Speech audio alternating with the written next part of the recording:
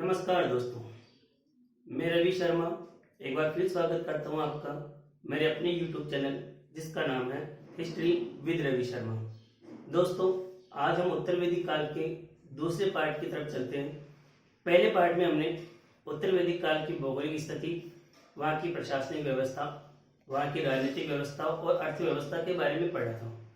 इस सेशन में हम उत्तर वैदिक काल के शेष पार्ट को पढ़ेंगे। और तो आइए स्टार्ट करते हैं उत्तर वैदिक काल को। देखो, उस समय हमने पढ़ा था। आज हम पढ़ेंगे उत्तर वैदिक काल की सामाजिक तथा धार्मिक व्यवस्था। सामाजिक तथा धार्मिक व्यवस्था। सामाजिक तथा धार्मिक व्यवस्था। जब बात करते हैं हम इस सामाजिक व्यवस्था के बारे में, तो सामाजिक व्यवस्था में दो तीन मुख्य बिंदु आते हैं। जैसे उत्तर वैदिक काल में वर्ण की स्थिति क्या थी, उत्तर वैदिक काल में आश्रम व्यवस्था कैसी थी,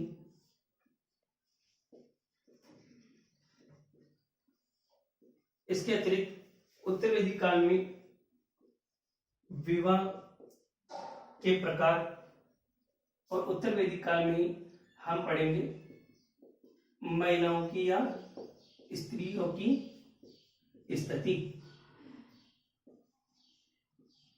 तो चलिए दोस्तों, शुरू करते हैं। सबसे पहले वर्ण व्यवस्था को लेकर कि हमने ऋग्वेदिक काल में पढ़ा था कि ऋग्वेद के 10वें मंडल के अनुसार या 10वें मंडल के पुरुष सूक्त के अनुसार जो वर्ण व्यवस्था की उत्पत्ति विराट पुरुष से मानी गई थी।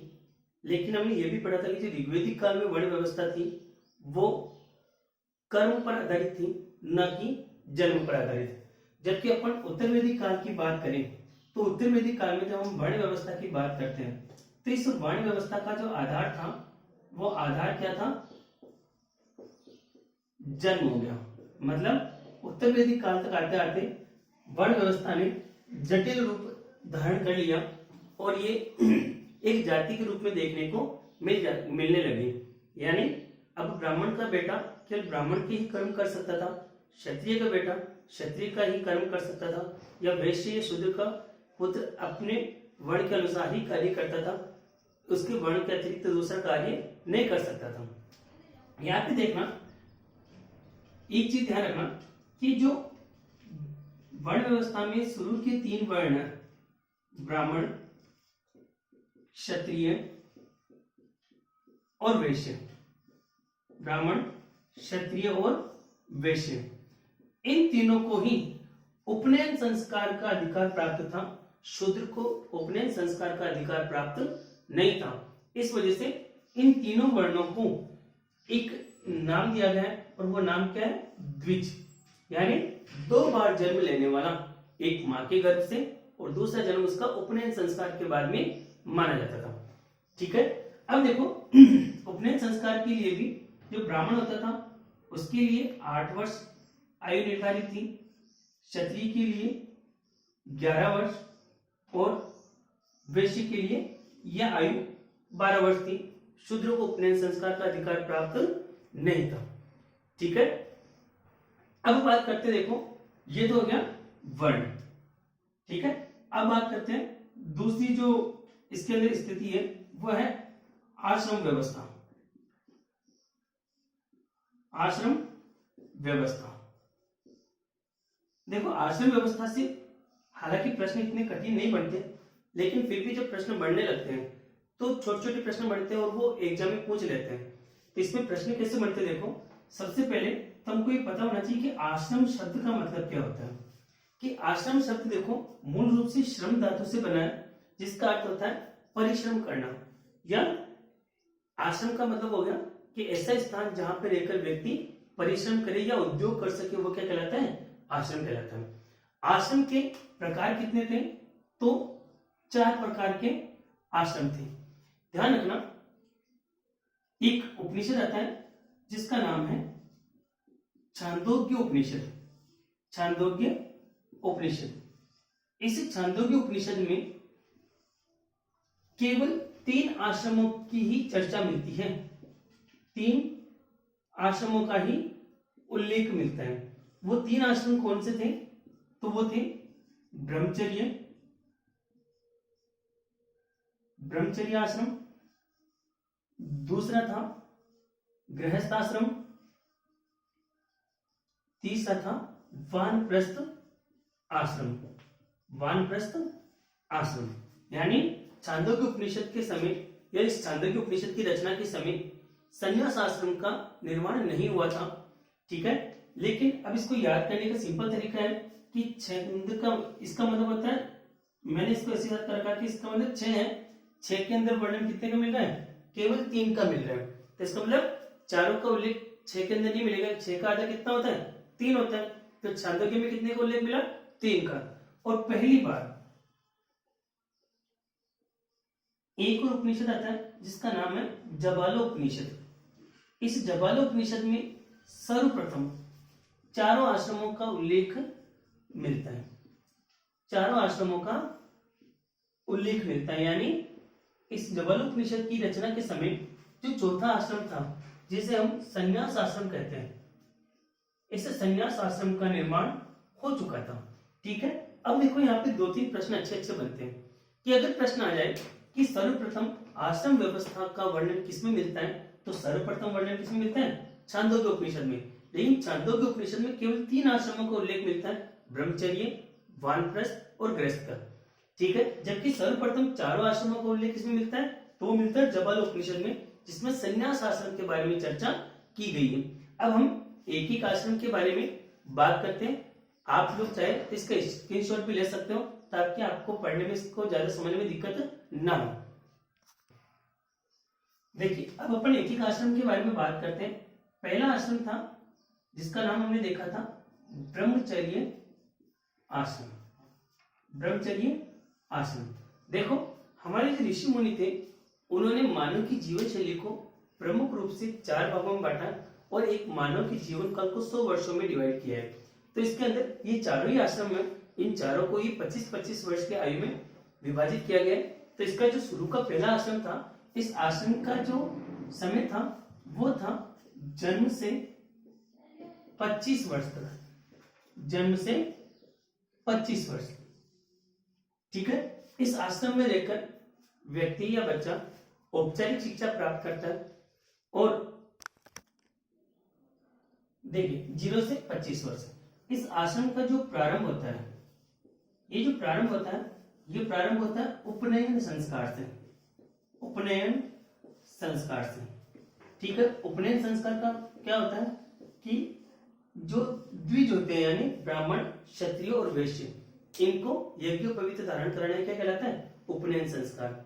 इस आश्रम में व्यक्ति औपचारिक शिक्षा प्राप्त करता है और प्राप्त करने के बाद में इस आश्रम की जो समाप्ति होती है वो समाप्ति कैसे मानी जाती है? तो वो समाप्ति होती है समावर्तन संस्कार के द्वारा, समावर्तन संस्कार। ऐसा कहा जाता है कि इस समावर्तन संस्कार के द्वारा व्यक्ति की औपचारिक शिक्षा की समाप्ति मानी जाती है और इस समावर्तन संस्कार के बाद व्यक्ति जो या छात्र जो होता है वो गुरु को दक्षिणा देके घर की तरफ आ जाता है। और ऐसा कहा जाता है कि ब्रह्मचर्य आश्रम और गृहस्थ आश्रम के बीच में व्यक्ति जिस रूप में जीवन बिताता है, वो जीवन किस रूप में बिताता है?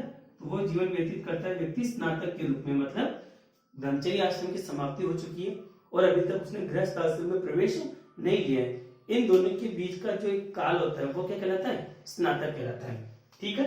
अब बात करते देखो दूसरा आश्रम जिसको हम कहते हैं गृहस्थ आश्रम, गृहस्थ आश्रम। गृहस्थ आश्रम की जब हम बात करें तो इसका जो समय है वो है 26 से लेके 50 वर्ष तक, 26 से लेके 50 वर्ष तक। इस आश्रम का जो प्रारंभ माना जाता है वो प्रारंभ माना जाता है विवाह संस्कार से, विवाह संस्कार से। विवाह संस्कार के द्वारा ही गृहस्थ आश्रम में प्रवेश किया जाता है। ध्यान रखना सभी आश्रमों में गृहस्थ आश्रम को सबसे महत्वपूर्ण माना जाता है और ऐसा कहा जाता है कि इन तीनों आश्रमों का जो पूरक आश्रम है वो कौन सा आश्रम है? गृहस्थ आश्रम। क्योंकि इसी आश्रम में रहकर व्यक्ति ब्रह्मचर्य आश्रम, वानप्रस्थ आश्रम, संन्यास आश्रम, पितृ ऋण और जो पंच महायज्ञ है, त्रिऋण है, इन सब से या इन सब की पूर्ति व्यक्ति इसी गृहस्थ आश्रम में रहकर करता है, इसलिए इस आश्रम को सबसे महत्वपूर्ण आश्रम माना जाता है। ठीक है। तीसरा आता है वानप्रस्थ आश्रम। वानप्रस्थ आश्रम, वानप्रस्थ का अर्थ होता है वन की ओर गमन करना, वन की ओर गमन करना। और इस आश्रम की जो आयु होती है वो होती है 51 से लेकर 75 वर्ष, 51 से लेकर 75 वर्ष। इस आश्रम का मतलब होता है कि वेदों में ऐसा कहा जाता है कि जब किसी व्यक्ति को लगने लग जाए कि उसके सिर के बाल सफेद हो गए हैं, उसने पुत्र प्राप्ति कर ली है और अपने जीवन के सभी कार्यों से वो पूर्ण रूप से मुक्त हो चुका है, तो उसे वानप्रस्थ आश्रम ग्रहण कर लेना चाहिए। इस आश्रम में रहकर व्यक्ति एक परिवार के सदस्य न होकर समाज के सदस्य की भांति कार्य करता है और वन में एकांत में जाकर बच्चों को शिक्षा देने का कार्य करता है। और सबसे अंत में जो आश्रम है उस आश्रम का नाम है संन्यास आश्रम। संन्यास आश्रम, यह संन्यास आश्रम की जो आयु होती है वो होती है 76 वर्ष से लेकर मृत्यु पर्यंत तक, 76 वर्ष से लेकर मृत्यु पर्यंत तक। ठीक है।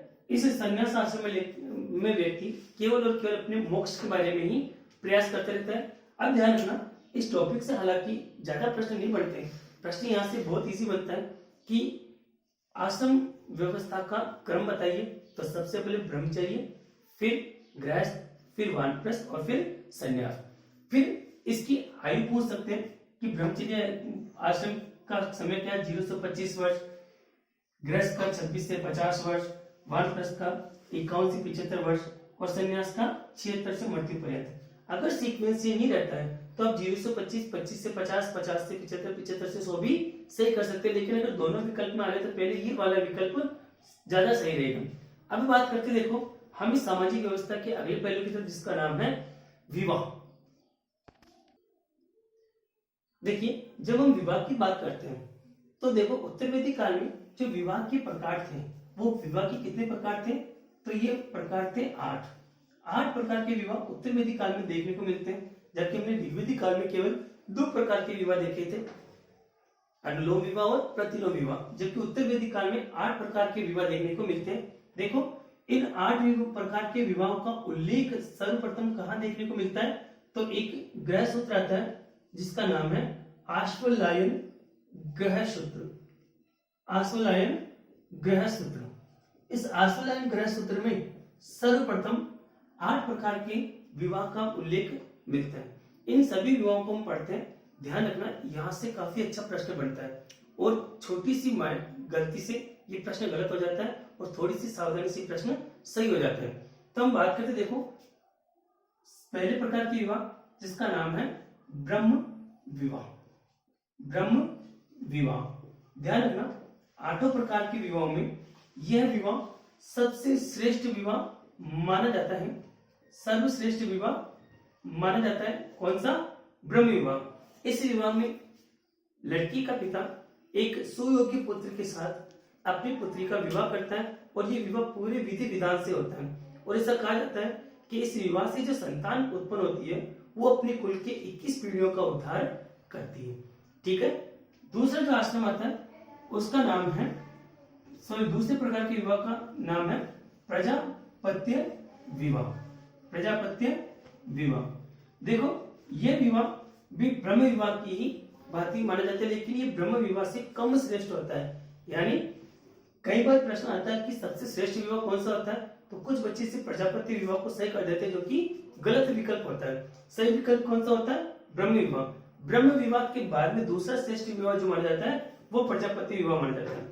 इसका आधार क्या है कि वही विधि विधान इस विवाह में भी होते हैं, लेकिन इस विवाह से संतान जो पैदा होती है वो संतान अपने कुल की केवल 12 पीढ़ियों का ही उद्धार कर पाती है। इसी आधार पर ब्रह्म विवाह को प्रजापति विवाह से श्रेष्ठ माना गया है। तीसरा जो विवाह आता है वो विवाह होता है देव विवाह। देव विवाह, देव विवाह, इस देव विवाह क्या होता है? इसमें लड़की का पिता यज्ञ करने वाले पुरोहित से, यज्ञ करने वाले पुरोहित से अपनी कन्या का विवाह कर देता है। अपनी कन्या का विवाह किससे कर देता है? यज्ञ करने वाले पुरोहित से या ब्राह्मण कुल के लड़के से अपनी पुत्री का विवाह करता है ना। इसको याद करने का तरीका बिल्कुल इजी है, क्योंकि हमारे जो पूर्वज थे वो पूर्वज क्या कहते थे? ब्राह्मण को देवता मानते थे। तो देवता के अंदर क्या था? देव आ रहा है, और ब्राह्मण कौन? पुरोहित। तो जिस विवाह में पुरोहित के साथ कन्या का विवाह होता है वो क्या कहलाता है? देव विवाह, क्योंकि ब्राह्मण को क्या माना जाता है? देवता माना जाता है। फिर देखो चौथा जो विवाह होता है वो कहलाता है आर्ष विवाह। आर्ष विवाह, ये विवाह एक ऐसा विवाह होता था जिसमें लड़की का पिता लड़के के पिता से या वर पक्ष से एक जोड़ी बेल अथवा एक गाय व एक बेल के बदले में अपनी पुत्री का विवाह लड़के से कर देता है ना। इस आर्ष शब्द का मतलब ही क्या होता है? बेल होता है। तो इससे यह इजीली आपको याद रह जाता है। आर्ष का मतलब क्या होता है? बेल, अर्थात एक बेल की जोड़ी या एक गाय और बेल की जोड़ी के बदले में जो लड़की का पिता अपनी किसी लड़की से विवाह करता है वो विवाह क्या कहलाता है? आर्ष विवाह होता है। देखो वैदिक साहित्य में या उत्तर वैदिक समाज में इन चारों प्रकार के विवाहों को समाज द्वारा मान्यता प्राप्त होने के कारण ये जो शुरू के चारों विवाह हैं, ये चारों विवाह क्या कहलाते थे? मान्य विवाह। कौन सा विवाह कहलाते थे? मान्य विवाह कहलाते थे। फिर देखो पांचवा विवाह, इसको बोलते हैं गंधर्व विवाह। ये गंधर्व विवाह क्या होता है?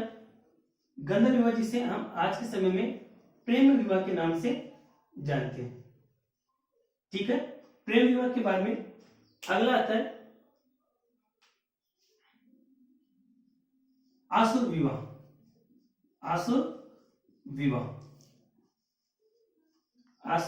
विवाह ऐसा विवाह जिसमें लड़की के पिता को धन देकर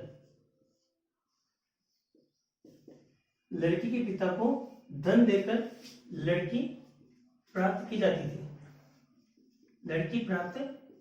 जाती थी। ठीक है, सातवां आता है राक्षस विवाह। राक्षस विवाह में क्या होता है? जिस लड़की से विवाह किया जाता है उस लड़की का अपहरण कर लिया जाता है। अपहरण करके कन्या से विवाह करना। ठीक है, यानी ऐसा विवाह जिसमें लड़की का अपहरण किया जाता है पहले, और अपहरण करने के बाद में उससे विवाह कर लिया जाता है। और जो सबसे अंत में विवाह आता है वो कहलाता है पैशाच विवाह। देखो 8 प्रकार के विवाह में इसे सबसे निकृष्ट विवाह माना जाता है। सबसे निकृष्ट विवाह माना जाता है। निकृष्ट विवाह यानी इस विवाह में क्या होता है कि इस विवाह में शादी से पहले या विवाह से पूर्व कन्या का शील भंग कर दिया जाता है, और शील भंग करने के बाद में उससे विवाह किया जाता है। ध्यान रखना, मैंने कहा था कि जो शुरू के चारों विवाह थे वो चारों विवाह किस श्रेणी में आते हैं? मान्य विवाह की श्रेणी में। जबकि उत्तर वैदिक काल में जो अंतिम 4 विवाह थे इनको मान्यता प्राप्त नहीं थी, इसलिए इनको क्या कहा जाता है? अमान्य विवाह। ठीक है, अब हम बात करते हैं सामाजिक व्यवस्था के अंतिम चरण में, जिसका नाम है महिलाओं की स्थिति। देखिए, हम बात करते हैं महिलाओं की स्थिति उत्तर वैदिक काल में कैसी थी। हमने जब ऋग्वेदिक काल पढ़ा था तो मैंने कहा था कि ऋग्वेदिक काल में महिलाओं की स्थिति सर्वोच्च थी, अर्थात उनको सभी प्रकार के धार्मिक, अधार्मिक, सामाजिक कार्य में भाग लेने का अधिकार था, राजनीतिक सभाओं में भाग लेने का अधिकार था, सभा, समिति, विद्युत का उल्लेख हमने देखा था। उन तीनों ही संस्थाओं में महिलाओं को प्रवेश की छूट थी। लेकिन उत्तर वैदिक काल में आते आते महिलाओं की स्थिति में कुछ गिरावट देखने को मिलती है। अर्थात अब महिलाओं को जो उपनयन संस्कार का अधिकार था वो उपनयन संस्कार का अधिकार प्राप्त नहीं था। ठीक है, जो स्त्रियां थी वो सभा व समिति में भाग नहीं ले सकती थी, या उनके लिए सभा और समिति में भाग लेने की मनाही थी। ठीक है, इसी में एक देखो संहिता आती है जिसका नाम है मैत्रायणी संहिता। मैत्रायणी संहिता, मैत्रायणी संहिता में स्त्री को जुआ व शराब के समान, जुआ व शराब के समान तीसरी बुराई माना गया है। समान तीसरी बुराई माना गया था। तीसरी बुराई माना गया, किसको माना गया? तो वो माना गया मैत्रायणी संहिता में स्त्री को। ठीक है ना। अब देखो ये मैत्रायणी संहिता क्या थी? उत्तर वैदिक काल में एक महिला थी, विदुषी महिला, इसका नाम था मैत्रेयी। इस मैत्रेयी ने एक संहिता लिखी थी जिसको मैत्रायणी संहिता कहा जाता है। इस मैत्रायणी संहिता में स्त्री के सम्मान की गिरावट को दर्शाया गया है और इसमें कहा गया कि जो स्त्री थी वो जुआ और शराब के समान तीसरी बुराई मानी जाती थी। एक देखो उपनिषद है जिसका नाम है बृहदारण्यक उपनिषद। बृहदारण्यक उपनिषद, बृहदारण्यक उपनिषद। देखो बृहदारण्यक उपनिषद में एक संवाद आता है, वो संवाद था याज्ञवल्क्य गार्गी संवाद। याज्ञवल्क्य गार्गी संवाद मतलब याज्ञवल्क्य ऋषि और गार्गी नामक विदुषी महिला के मध्य ये संवाद था। ऐसा कहा जाता है कि जब याज्ञवल्क्य ऋषि गार्गी से हारने लगते हैं तो वो गार्गी को डांटते हुए कहते हैं कि हे गार्गी, ज्यादा मत बोलो वरना यहीं पे तुम्हारा सिर फोड़ दिया जाएगा। अर्थात जो महिलाएं थी, विदुषी महिलाएं थी, उनको उतना सम्मान नहीं मिलता था उत्तर वैदिक काल में जितना ऋग्वैदिक काल में मिलता था। देखो अब बात करते हैं, ऐसा नहीं था कि बिल्कुल ही महिलाओं की स्थिति गिर गई थी, क्योंकि हम उत्तर वैदिक काल में भी कुछ प्रमुख विदुषी महिलाओं के उल्लेख देखते हैं जिन्होंने उत्तर वैदिक काल में साहित्य की रचना की या अपने ज्ञान से उत्तर वैदिक काल को सुशोभित किया। देखो इन उत्तर वैदिक काल के महिलाओं में दो महिलाएं प्रमुख हैं, एक थी गार्गी, एक थी मैत्रेयी। गार्गी, मैत्रेयी, एक थी जाबाल, एक थी गंधर्व ग्रहिता। गंधर्व ग्रहिता और एक थी कात्यायनी। कात्यायनी, ठीक है ना।